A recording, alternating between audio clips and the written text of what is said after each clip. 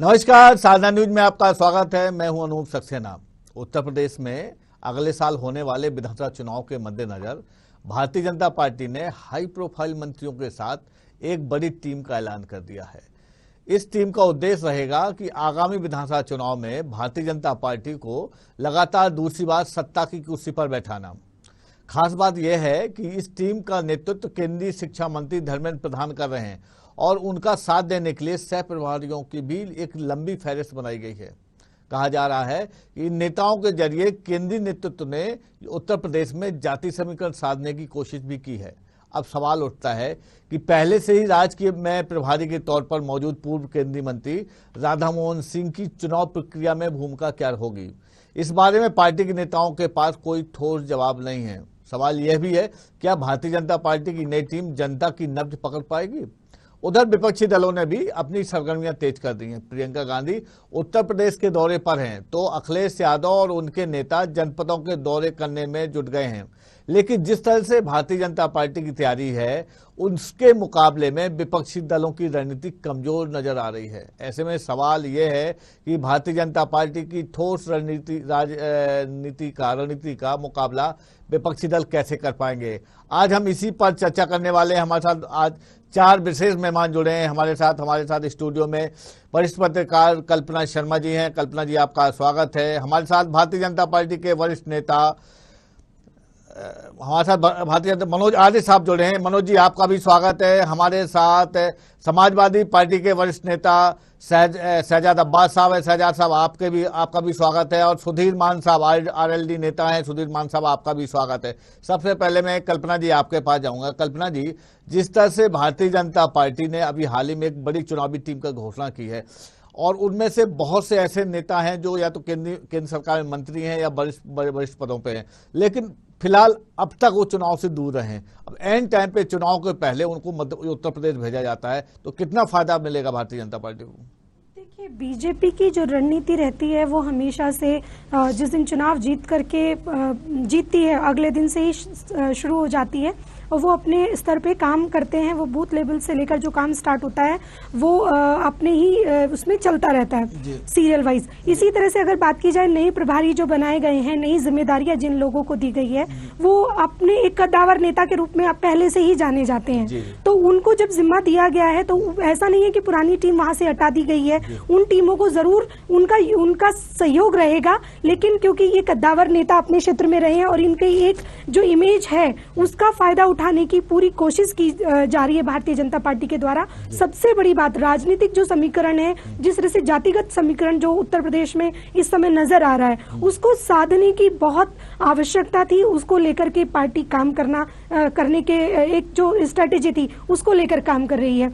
रही बात इसकी कि जो टीम तैयार की गई है, मेरा ये मानना है कि टीम बीजेपी की जो एक स्ट्रॉन्ग टीम है वो अन्य पार्टी की कमजोरी की वजह से भी उभर के सामने आती है, क्योंकि उतना एक्टिव मोड चुनाव बहुत नजदीक है। सब जानते हैं, गिने चुने महीने शेष हैं। उस बीच बाकी जो राजनीतिक पार्टियां हैं वो नूरा कुश्ती आपसी ही लड़ाई में उलझी नजर आती है। ऐसे में बीजेपी के पास, क्योंकि देखिए वहां जो नाराजगी आपस में भी होती है वो भी आपको बाहर नजर नहीं आती, क्योंकि संगठन अपने लेवल पे उन नाराजगी को शांत कर लेता है। लेकिन अन्य पार्टियों में वो मीडिया में भी हाईलाइट हो जाते हैं इशू, जिनको लेकर के कहीं ना कहीं जनता के बीच में जो एक मैसेज जाता है वो कहीं ना कहीं नेगेटिव एक ऑरा जरूर क्रिएट करता है। उसी का फायदा कहीं ना कहीं बीजेपी उठाती है। और जो नई टीम आई है, क्योंकि देखिए बीजेपी की जो कार्यशैली है वो सब जानते हैं कि बूथ लेवल पन्ना प्रभारी तक वहां बनाए जाते हैं। जिन भी राज्यों में आज बीजेपी की सरकार है वहां इन बूथ प्रभारियों, पन्ना प्रभारियों ने अपना योगदान दिया है, जिसके चलते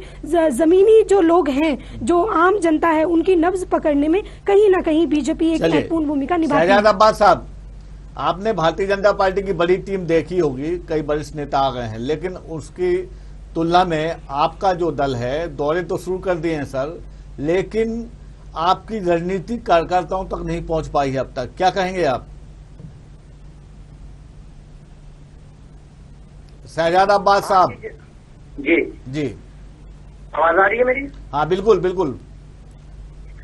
कि भारतीय जनता पार्टी के जो विज्ञापन है जी, वो विज्ञापनों के माध्यम से जो वो जनता की गाड़ी कमाई को कर रही है जी। और वो भी वो विज्ञापन है जो गैर भाजपाई सरकार जो अन्य राज्यों में है वहाँ के सर सवाल मेरा विज्ञापन पे नहीं था सर, मेरा ये था कि जिस तरह से भारतीय जनता पार्टी ने हाल में एक बड़ी टीम का गठन किया है, धर्मेंद्र प्रधान उसके चुनाव प्रभारी बनाए गए, उस पर है आपके यहाँ आपके नेताजी ने और नेताओं ने, अन्य नेताओं ने दौरे तो शुरू कर दिए, लेकिन अब तक जो रणनीति है वो कार्यकर्ताओं तक नहीं पहुंच पा रही। ये सवाल है मेरा आपसे। नहीं। देखिए ऐसा हैगा कि हमारी जो रणनीति है वो हमारे कार्यकर्ताओं के पास जो है अंडर करेंट है वो पहुंच रही है। अब रही बात भारतीय जनता पार्टी की, तो भारतीय जनता पार्टी के जो यहाँ के उत्तर प्रदेश के लीडर्स हैं या मंत्री हैं वो जनता के बीच में गए नहीं है, जिसकी वजह से उनको बाहर के अन्य राज्यों के भाजपा के जो नेता हैं, बड़े नेता हैं, उनको प्रभारी बना के लाया जा रहा है। सवाल ये होता है कि अगर आपकी सरकार 4.5 साल की चल चुकी है, 5 साल पूरे करने वाली है, उस सरकार के अंदर क्या ऐसी वजूहात हैं कि उनके पार्टी के नेताओं को जनता के बीच में जाने से डर लग रहा है, वो क्यों नहीं जा रहे? वजह यही है, अगर वर्तमान में अगर अभी आएंगे तो इस वक्त स्वास्थ्य व्यवस्था के अंदर आप देखिए कि किस तरीके से डेंगू और वायरल जो है वो पैर पसार रहा है और भारतीय जनता पार्टी के मंत्री, स्वास्थ्य मंत्री सो रहे हैं। जो माएँ हैं उनकी गोदें सूनी होती जा रही हैं, रोज बच्चे मर रहे हैं। अब आते हैं गड्ढा मुक्त के ऊपर, जो गड्ढा मुक्ति की बात की जा रही है। कल राजधानी के अंदर एक परिवार अपने परिवार को लेके एक बाइक से जा रहा था और गड्ढे में उनकी पत्नी गिर गई और उनका देहांत हो गया। तो ये गड्ढा मुक्त सरकार है जिसको ये कहते हैं कि हम इसको स्मार्ट सिटी बना रहे हैं। तो स्मार्ट सिटी कहाँ है? तो जब आप जनता के बीच में झूठ बोल रहे हैं, कोई काम नहीं कर रहे हैं, तो आप कैसे उनके सामने जाएंगे? मंत्रियों की हिम्मत नहीं है कि वो जनता के बीच में जाए, विधायकों की हिम्मत नहीं है वो जनता के बीच में जाए। और समाजवादी पार्टी जो है वो आने वाले चुनाव के अंदर विकास की बात करेगी और हम विकास की बात करते हैं, हम रोजगार की बात करेंगे। हमारा एजेंडा सीधा और साफ है। चलिए हमने जो वादा किया था पहले, जी आरएलडी नेता साहब को भी जोड़ लूं। सुधीर मान साहब, आपने सुना सपा नेता की बात भी सुनी और वरिष्ठ पत्रकार की बात सुनी। वही सवाल आपसे भी है सर, जिस तरह से भारतीय जनता पार्टी की वरिष्ठ टीम बनी है, आप कह रहे हैं किसानों के हित में कुछ नहीं किया, जनता के हित में कुछ नहीं किया, ये सारे लोग, ऐसा भारतीय जनता पार्टी का मानना है कि सारे लोग आपके पास जाएंगे और आपको बताएंगे कि भारतीय जनता पार्टी की सरकार ने, केंद्र ने या उत्तर प्रदेश की सरकार ने क्या काम किया है। क्या किसान संतुष्ट हो पाएगा? और अगर संतुष्ट होता है तो फिर आपकी रणनीति क्या होगी सर? जी पहले तो मैं आपको ये बता देता हूँ कि जो भारतीय जनता पार्टी जो किसानों के प्रति उदासीन रवैया अपना रही है, वो उनके लिए आत्मघाती कदम हो रहा है, होने जा रहा है। किसानों की समस्या बहुत विकराल रूप पश्चिम उत्तर प्रदेश में ले चुकी है। ये हमारे माननीय प्रधानमंत्री मोदी जी को पता होना चाहिए, हमारे मुख्यमंत्री माननीय योगीनाथ जी को भी पता होना चाहिए, और ये पता होना चाहिए कि पश्चिमी उत्तर प्रदेश जो है वो गन्ना बेल्ट है और गन्ना किसान जो है काफी परेशान है, उनका पेमेंट टाइम से नहीं हुआ। जो आप लोगों ने उनको वादा करके वोट दिया था कि हम 14 दिन में आपकी पेमेंट करा देंगे, वो आप लोग पूरा नहीं करा पाए। एक 150 करोड़ रुपए के करीब जो है आपका मिलों के ऊपर लगाया है किसानों का। किसान बहुत दयनीय स्थिति में पहुंच चुका है। आपने पिछले 4.5 साल से 1 रुपया भी गन्ने का रेट नहीं बढ़ाया और यहाँ पे मुख्य खेती है, वो किसानों की जो मुख्य खेती है वो गन्ना है, और आप अगर गन्ने का रेट नहीं बढ़ाओगे तो किसानों का क्या भला होगा? मेरे समझ में एक बात नहीं आती। सरकार कहती है हम किसानों के लिए कुछ कर रहे हैं, किसान के साथ छलावा हुआ है इस बार। पिछले पहले सपा की सरकार रही, इससे पहले बसपा की सरकार रही, उतना जो है उतना इसमें किसानों के प्रति जो उदासीनता दिखाई सरकार ने, उतना किसी सरकार ने नहीं दिखाई। किसान आज की डेट में बहुत दुखी है, उसकी फसल का मूल्य उसे नहीं मिल रहा और जो उसको डीजल का रेट इतने बढ़ गए हैं, उसके सिंचाई के लिए, पंपिंग सेंस के लिए जो उसको डीजल चाहिए, जो ट्रैक्टर के लिए उसको डीजल चाहिए, उसके रेट आज आप देख सकते हैं कहाँ पे। चलिए मान साहब, ठीक है, फिर से आऊंगा आपके पास। भारतीय जनता पार्टी के नेता हमारे साथ हैं मनोज आदि साहब। मनोज साहब, आपने शहजाद साहब की, कल्पना जी की और सुधीर मान साहब की बात सुनी होगी सर। मेरा सवाल यह है कि जिस तरह से तैयारी हो रही है, आपकी भारी भरकम टीम का गठन तो कर दिया गया है सर, पुरानों की जगह नए नेताओं को चुनावी कमान सौंपने की वजह मैं जानना चाहता हूं आपसे क्या है?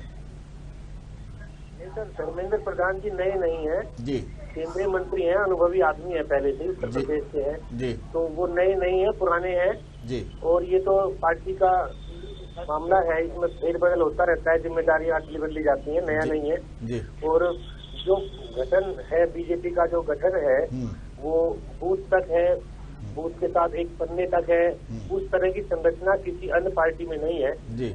और बीजेपी का कार्यकर्ता राज्य के कार्यों से जुड़ा होता है, उनकी भावनाएं जुड़ी होती हैं। अन्य दलों में हमें एमपी बनना है, एमएलए बनना है, उसके लिए चुनाव लड़ा जाता है। यहाँ विचारधारा की बात है और विचारधारा की लड़ाई केवल भारतीय जनता पार्टी ही लड़ती है। और हम बोलेंगे जहाँ तक पेट्रोल डीजल के दाम की बात है, वो पुरानी सरकारों में जो पेट्रोल के जो बॉन्ड बेचे गए उनकी वजह से बढ़े हैं। 45,000 करोड़ रुपया ईरान का भारतीय जनता पार्टी ने चुकाया है। तो ये सर 10 साल से लगभग 6-7 साल से आपकी सरकार है सर केंद्र में, और सर उत्तर प्रदेश में 5 साल हो रहा है सर लगभग चुनाव में। अब आप ये इस टाइप की दलील दे रहे हैं सर, ये तो बड़ी हास्यास्पद बात है सर। अब आप कह रहे हैं कि आप मतलब पुरानी सरकार की वजह से महंगाई बढ़ी है सर, ये कौन सी बात है सर? आप सरकार में सर काफी बॉन्ड जो बेचे हुए थे, ऑयल बॉन्ड बेचे हुए थे, तो उनकी ऑयल बॉन्ड अब पूरे हो रहे हैं, इस वजह से पेट्रोल बढ़ रहे हैं। 45,000 करोड़ रुपया ईरान को दिया गया है, उस वजह से बढ़ रहे हैं, वो भरपाई की गई है। और किसानों की, मजदूरों का सबका ध्यान रखा गया है। सबके जो किसान हैं, जो मजदूर हैं, उन सबको फ्री राशन दिया गया है। प्रदेश सरकार ने निरंतर, अभी नहीं, लगातार पार्टी की तैयारी होती है, लगातार तैयारी में रहती है पार्टी, लगातार जनता के बीच में रहते हैं, जनता की समस्याओं का समाधान। आरएलडी नेता सुधीर मान साहब का कहना है मनोज जी कि किसान बहुत परेशान है, किसानों के हित में कोई भी काम नहीं किया सरकार ने। सर किसानों के हित के लिए पार्टी अपने संकल्प पर कायम है और आप देख सकते हैं कि पिछले लंबे समय से सर संकल्प कब पूरा होगा? अब तो कुछ महीने ही, गिनती के दिन बचे हैं चुनाव में सर, कब संकल्प पूरा हुआ सर? अगले बिल्कुल बिजली की व्यवस्था इतनी चरमराई हुई थी कि कई दिन तक बिजली नहीं आती थी, ट्रांसफार्मर मिलने में महीनों लगते थे। वो सुविधा तुरंत ट्रांसफार्मर मिलता है और बिजली लगातार किसान को मिल रही है। शहजाद साहब आप मनोज यादव साहब की बातों से संतुष्ट हैं? देखिए, हमने बताया ना कि भारतीय जनता पार्टी जो है वो झूठ बहुत अच्छा बोलती है कि अब हमारे जो मित्र बोल रहे थे, अब आप देखिए कि केंद्र के अंदर 7 साल हो गए सरकार को, किसान परेशान है। 2 करोड़ नौकरियों की बात की थी, वो नहीं दिया है। 15-15 लाख रुपए की बात की, वो नहीं दिया है। उत्तर प्रदेश के अंदर किसानों का गन्ना का बकाया है, वो नहीं दिया। बराबर कहते हैं हमने तो गन्ने का पैसा रिलीज कर दिया है, हमने तो गन्ने का पैसा रिलीज कर दिया है। जब ये आए थे तो इन्हें बहुत से वादे किए थे, उन वायदों में गड्ढा मुक्त सरकार को कहा था। अब 4.5 साल के अंदर आप बताइए कि गड्ढा मुक्त सरकार कहाँ गड्ढे भरेंगे, कहाँ भरेंगे? वादे करते हैं, वादों को जो है अमल में नहीं लाते हैं, रोज नए नए कानून बनाते हैं, रोज नई घोषणाएं करते हैं। सिर्फ ये घोषणाएं कर रहे हैं, इससे ज्यादा ये कुछ कर नहीं रहे। महंगाई हद से ज्यादा हो गई है, डीजल और पेट्रोल के दाम कितने ज्यादा बढ़ गए, लोग त्रस्त हैं। आप देखिए तो हम अब वही अभी दोबारा हम इस बात को दोहराएंगे कि राजधानी लखनऊ के अंदर आप बात कीजिए, छोटे से मतलब राजधानी के अंदर का बुरा हाल है, तो अन्य राज्यों का क्या हाल होगा, अन्य शहरों का क्या हाल होगा, ये देखने वाली बात है। बात यह है कि राजधानी की सड़कें इतनी ज्यादा खराब हैं, वो उसकी वजह से किस तरीके का हाल है, बिजली व्यवस्था पूरी तरह ध्वस्त हो चुकी है। अब इन सब की बातों को लेके मंत्री काम नहीं करते हैं। स्वास्थ्य विभाग पूरी तरह से बिगड़ा हुआ है, स्वास्थ्य मंत्री का पता नहीं है कि कहाँ है। आप जब मंत्री हैं तो मंत्री का काम होता है कि वो स्वास्थ्य के लिए हॉस्पिटलों का दौरा करें। किस जगह का दौरा कर रहे हैं? वेंटिलेटर मौजूद है मनोज साहब, सरकारी शहजाद साहब की जवाब दीजिए सर। इनका कहना है कि राजधानी में गड्ढे, अभी कल एक घटना बता रहे हैं कि एक महिला की मौत हो गई गड्ढे की वजह से। आपके हेल्थ मिनिस्टर ने उनका पता ही नहीं, आता पता नहीं है। अस्पतालों में मासूमों महिलाओं की गोदें खाली हो रही हैं सर, कुछ हो ही नहीं रहा, केवल घोषणावीर बने हुए सर, घोषणाएं कर रहे हो आप, कुछ काम नहीं है सर। 7 साल हो गए आपको।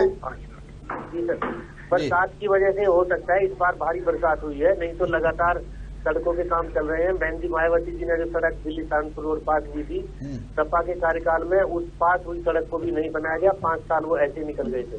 दिल्ली देहरादून रोड पे काम चल रहा है। हमारी दिल्ली से देहरादून। जवाब उसी का दीजिए सर। मनोज जी, हम आपसे जो बात करें उसका स्पेसिफिक उसी का जवाब दीजिए सर।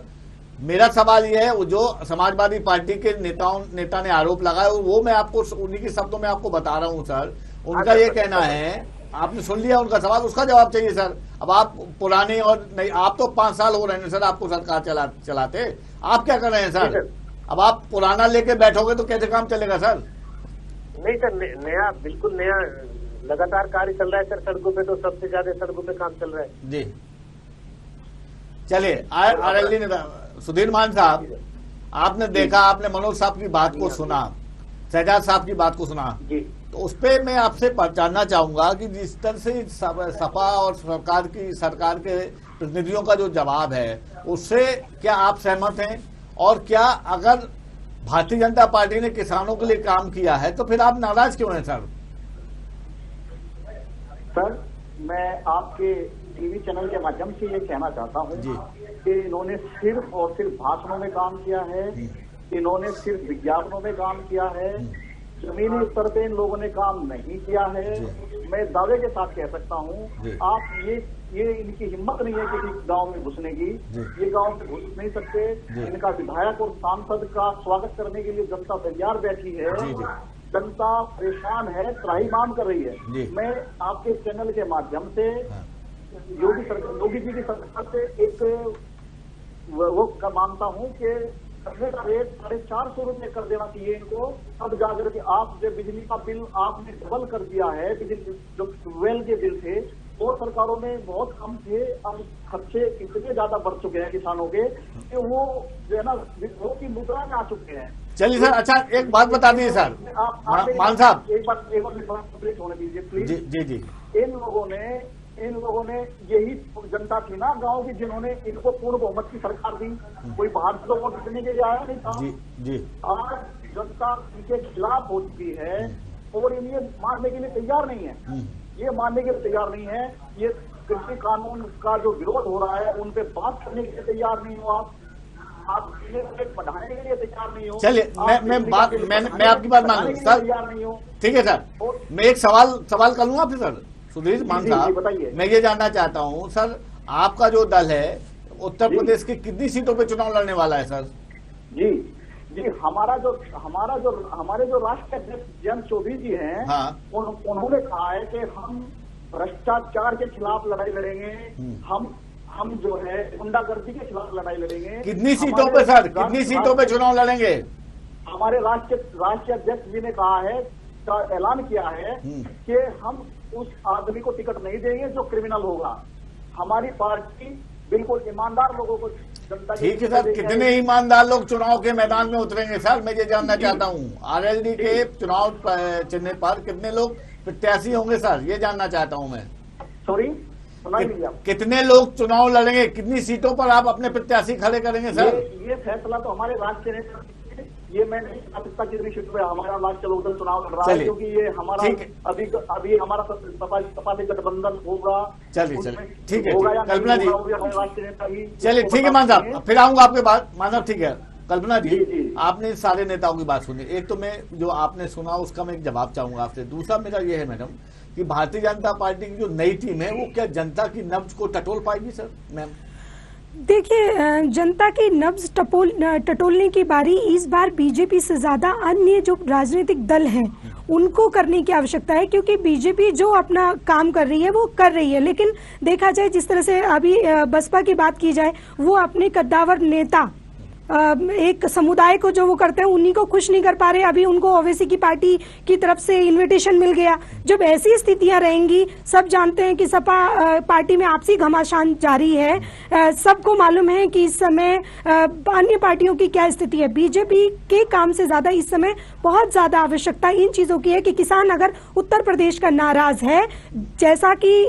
सारी राजनीतिक पार्टियां अन्य कह रही हैं, तो वो उतना उत्तर प्रदेश का धरना प्रदर्शन करने में या पार्टी के साथ खड़ा होता नजर क्यों नहीं आ रहा। नाराजगी बीजेपी से स्वाभाविक है, बहुत सारे ऐसे विषय हैं जिसको लेकर के उत्तर प्रदेश में सरकार चला रही है जी केंद्र प्रदेश में जी, लेकिन वो उतना नाराजगी जाहिर नहीं कर पा रहे हैं या उस जनता को बाहर नहीं लेके आ पा रहे हैं, उस पे काम करने की आवश्यकता है। बीजेपी नब्ज की अगर बात की जाए पकड़ने की फिर से कोशिश कर रही है, उनका लगातार जो कार्य प्रणाली चल रही है, अभी जो नई टीम जो तैयार हुई है वो टीम हर उस वर्ग को साधने की एक कोशिश है जिसमें कि कोई उनसे नाराज ना हो जाए। ब्राह्मण वर्ग के लिए उन्होंने अलग से एक अभी जिस तरह से देखा जाए काम करना शुरू किया, एक अलग समुदाय जो अल्पसंख्यक है उनके लिए वो एक घटक तैयार कर रहे हैं, अपनी जमीनी स्तर पे काम करने की कोशिश कर रहे हैं। लेकिन फिर वही सवाल आता है कि बीजेपी अगर देखिए ये सिर्फ अन्य जो पार्टियां हैं उनकी जो कमियां हैं उनका फायदा हमेशा बीजेपी उठाती है। इस बार भी कार्यालय में सिमट के रह जाएगी मीटिंगे, वो ना हो। शहजाद साहब, कल्पना जी का ये कहना है कि विपक्ष बिखरा हुआ है वहां पर, और सर मुस्लिम जो वोट है वो कभी समाजवादी पार्टी का वोट बैंक रहा। ओवैसी साहब आ रहे हैं और ओवैसी साहब कह रहे हैं कि हम मुस्लिमों के हितैषी हैं। कितना नुकसान होने वाला है सर आपको? देखिए, कल्पना जी जो बात कह रही है ये सिर्फ कल्पना है उनकी जी कि विपक्ष जो है वो बिखरा हुआ है जी। समाजवादी पार्टी जो है वो जनता के बीच में है और जनता के जो दर्द है उसके नब्ज को वो अच्छी तरीके से जानती है जी। अब बात करते हैं जो अभी अल्पसंख्यक की बात कर रही थी, तो भारतीय जनता पार्टी ने अल्पसंख्यक के लिए कोई काम ही नहीं किया पूरे उत्तर प्रदेश में। शायद वो अल्पसंख्यक के किसी आदमी को इस लायक नहीं समझते हैं कि उसको टिकट दें। और पहले भी और चुनाव में अन्य राज्यों में भी इन्होंने मुस्लिम समुदाय के किसी भी आदमी को चुनाव नहीं लड़वाया है। ये खाली एक नारा देते हैं सबका साथ सबका विकास। ये मुसलमानों का वोट तो उम्मीद रखते हैं कि मिल जाए, लेकिन ये वोट के लायक चुनाव के लायक नहीं समझते कि ये चुनाव में उनको प्रत्याशी ओवैसी साहब की बात कर रहा हूँ, ओवैसी साहब की बात कर रहा हूँ। सर इसी में एक चीज और जोड़ दीजिएगा, उसका जवाब भी आप साथ में दे दीजिएगा सर। साहब मैं MIM पे आ रहा हूँ। MIM सर एक सवाल का जवाब कल्पना जी बोल रहे हैं जी, जिस तरह से बिहार थोड़ा सा संयम रखें। कल्पना जी का एक सवाल है, इसी से जुड़ा हुआ सवाल है, आप ही से संबंधित एक सवाल है। जिस तरह से बिहार और आपके पश्चिम बंगाल या केरल में जो चुनाव हुए थे उसमें जिस तरह से ये ओवैसी जब वहां आए उन्होंने जो सीटें काटी उससे बीजेपी को कभी कोई नुकसान नहीं हुआ, लेकिन अन्य पार्टी उसका खामियाजा उठाती है। उत्तर प्रदेश में वही कंडीशन दोबारा से आ रही है। उसको लेकर के मेरा जो सवाल है वो ये है कि जो अन्य पार्टियां हैं क्या वो एकजुट होंगी, और अगर वो बिखर के चुनाव लड़ती हैं तो ये जो समुदाय अल्पसंख्यक समुदाय है वो कहीं ना कहीं उनकी वोट आपस में डिवाइड होती है जिसका खामियाजा आपकी पार्टी को भी काफी हद तक होगा। सर मेरा सवाल इसमें से जुड़ा हुआ है आपसे। जी शहजाद साहब जवाब दीजिए। देखिए उत्तर प्रदेश की जनता जो है वो भारतीय जनता पार्टी की 4.5 साल की सरकार में बहुत ज्यादा त्रस्त हो चुकी है और अब वो एक सेकुलर और मजबूत और ठोस सरकार चाहती है जो बेरोजगारी दूर कर सके, कानून व्यवस्था बेहतरीन कर सके और स्वास्थ्य व्यवस्था को सुचारू रूप से चला सके। वो उत्तर प्रदेश की 30 करोड़ जनता समाजवादी पार्टी को अब की सत्ता में लाना चाहती है। और रही बात ओवैसी की, तो ओवैसी जो है वो एक चिल्लर पार्टी है भारतीय जनता पार्टी की। वो भारतीय जनता पार्टी के लिए काम करते हैं और बिखराव करना चाहते हैं मुसलमानों के वोटों का। तो मुसलमानों के वोटों का मैं इनको संदेश देना चाहता हूं कि उत्तर प्रदेश का मुसलमान एकजुट होकर सेकुलर पार्टी जो भी होगी सेकुलर पार्टी को वोट देना चाहता है और एक ठोस और मजबूत सरकार चाहता है। इस टाइप की सरकार नहीं चाहता है कि सांप्रदायिक दंगे कराए जाए या सांप्रदायिकता को हवा दी जाए। चलने वाली नहीं है क्योंकि बेरोजगारी चरम पर है, बेरोजगारी चरम पर है, महंगाई चरम के ऊपर है। 2 जून की रोटी मिलना मुश्किल हो रहा है और ये जो राशन फ्री दे के ये जो लालीपाप दे रहे हैं इससे कुछ भला नहीं होने वाला। चलिए शहजाद साहब घरों में बहुत समय की बाध्यता है। शहजाद साहब मनोज साहब पास जाऊंगा। मनोज जी आपने सर भारी भरकम टीम तो पश्चिम बंगाल में भी बनाई थी सर, कई केंद्रीय मंत्रियों को जिम्मेदारी दी थी, लेकिन आप सरकार के सत्ता के जो आंकड़े थे जो जिसमें बनती उसके पास भी नहीं पहुंच पाए सर। अब उत्तर प्रदेश में भी फिर से आपने एक नई कमान सौंप दी है, तो उससे क्या फायदा होने वाला है सर आपको? सर मेरा कहना ये है वहाँ हम 3 सीट से इतनी बड़ी सीट तक पहुँचना एक बहुत बड़ी उपलब्धि थी, एक नई जगह थी बीजेपी के लिए। वहाँ 3 सीट से 80 सीट के आसपास पहुँचना ये एक बहुत बड़ी उपलब्धि है और ये बहुत बड़ी जीत थी। और यहाँ उत्तर प्रदेश में समाजवादी के शासनकाल में इतनी अपराध थे, इतनी आपराधिक स्थितियां थी उससे लोग उभरे हैं, बड़ी शांति में लोग जी रहे हैं। अभी जैसे अखिलेश जी का और राहुल जी का गठबंधन हुआ था, विचारधारा एक नहीं थी, तब भी हार गए थे। और पिछली बार तो सारे के सारे इस लोकसभा में तमाम दल इकट्ठे हो गए थे। चलेगा, आखिरी सवाल आपसे कर लूं, मनोज आर्य साहब, मैं ये जानना चाहता हूं कि भारतीय जनता पार्टी का जो योगी मंत्रिमंडल है, चुनाव के पहले उसमें क्या विस्तार होगा क्या सर? संभावना है सर विस्तार होने की, पक्का तो भी नहीं कह सकते, नेतृत्व के हाथ में है वो, संभावनाएं है सर। चलिए सर, सुधीर मान साहब, बहुत संक्षेप में आपसे जानना चाहूंगा सर, किसानों का मुद्दे के अलावा आपके और क्या मुद्दे हो सकते हैं जिसको लेकर आप जनता के सामने वोट मांगने जाएंगे? जी, हमें युवाओं के लिए जो रोजगार की समस्या खड़ी हो चुकी है, कि जो हमारे सामने बेरोजगार युवा हैं, और इससे संबंधित जो है ना, जो हमारे छोटे जो व्यापारी भाई हैं, हम उनको भी जो है बोलते हैं कि मैं वही पुराने बात पे सुना रहा हूँ कि जब तक हम किसानों को, हमारे जो बैंक है वो व्यापारी भी जो है ना किसानों से जुड़े हुए हैं जी, व्यापार भी चलेगा जब हम किसानों के लिए सोचेंगे। जो हमारे जो पार्टी के चौधरी चरण सिंह जी थे, उन्होंने कहा था कि देश की खुशहाली का रास्ता खेत और खलियानों से होकर गुजरता है। चलिए ठीक है, शहजाद साहब संक्षेप में आप बता दी सर कि पश्चिम बंगाल में सर तो बहुत से दल जो थे वो भाजपा को हराने के लिए एक साथ हो गए थे, या तो उन्होंने बहुत फोर्सली चुनाव अच्छे से चुनाव नहीं लड़ा भी तो बहुत मतलब उनका पूरा देश भारतीय जनता पार्टी को हराने का था, लेकिन उत्तर प्रदेश में ऐसी स्थिति नहीं। बहुत संक्षेप में जानकारी जवाब दे दी सर, बहुत जल्दी से। सर देखिए, पूरे हिंदुस्तान में भारतीय जनता पार्टी चुनाव हार रही है, ये उन लोगों को मान लेना चाहिए। सुधीर साहब ठीक है, ठीक साहब, मान साहब ठीक है, मान साहब ठीक, शहजाद साहब जल्दी से बताइए। देखिए, पूरे हिंदुस्तान के अंदर भारतीय जनता पार्टी से हिंदुस्तान की जनता बहुत ज्यादा त्रस्त हो चुकी है। पश्चिम बंगाल के अंदर जो हुआ, वहाँ की जनता ने एकजुट होकर तय कर लिया था कि हमको दीदी ममता बनर्जी की सरकार को बनवाना है। यही हाल उत्तर प्रदेश के अंदर होगा। 30 करोड़ जनता, सभी वर्ग के लोग एकजुट होकर ठोस और मजबूत समाजवादी पार्टी की सरकार। चलिए एक और बता दीजिए सर, एक और बता दीजिए, चाचा भतीजे कब एक साथ नजर आएंगे सर, जल्दी बता दीजिए जी। चाचा भतीजे एक साथ कब नजर आएंगे सर? देखिए, जितने भी दल हैं सब एकजुट होके सरकार बनाएंगे और भारतीय जनता पार्टी के चाचा भतीजे की बात करें। कल्पना जी चलिए ठीक, कल्पना जी जिस तरह से प्रियंका गांधी मंदिर जा रही हैं, उत्तर प्रदेश में धार्मिक और जातिगत समीकरण फिट करने की बात हो रही है, मैं ये जानना चाहता हूं कि उसका लाभ कितना विपक्षियों को मिलेगा और उस पर भारतीय जनता पार्टी किस तरह हमलावर हो पाएगी, या उसको भारतीय जनता पार्टी कितना उसको जनता को उसको दूर रख पाएगी?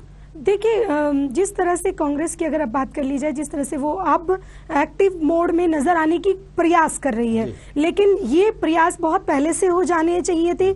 आज उनके पास देखा जाए कि जिलों में प्रभारी नियुक्त करने के लिए भी सदस्यों की कमी पड़ रही है। ऐसे में उत्तर प्रदेश की राह उनके लिए बहुत आसान नहीं है, चाहे आप मंदिर जाइए, लेकिन बहुत आवश्यक है कि विपक्षी सारी पार्टियों को एकजुट होकर के ये चुनाव लड़ना पड़ेगा तभी। लेकिन आपसी जो उनकी विचारधाराएं हैं वो वहां मैच नहीं करती हैं, तो कहीं ना कहीं इन सारी चीजों को लेकर के फिर से एक बैठक का दौर चलना चाहिए, जिसमें जो भी डिसीजन हो वो बहुत जल्दी लेना है, क्योंकि जनता के बीच कांग्रेस अभी नहीं पहुंची। ही मर्यादा है कल्पना जी, निश्चित तौर पर आपने कहा कि अब भी देर हो चुकी है, बहुत देर हो चुकी है, लेकिन अभी भी अगर सारे दल एकजुट होकर अपनी रणनीति तय करते हैं तो निश्चित तौर पर भारतीय जनता पार्टी को चुनौती दे सकते हैं। लेकिन सवाल ये है कि जिस तरह से उत्तर प्रदेश के चुनाव में मौजूदा राजनीतिक चहल पहल वो या तो धार्मिक है या जातिगत समीकरण फिट करने के लिए, ये सवाल खड़ा करता है क्या ये लोकतंत्र के हित में है। आज इसी सवाल को हम छोड़े जा रहे हैं।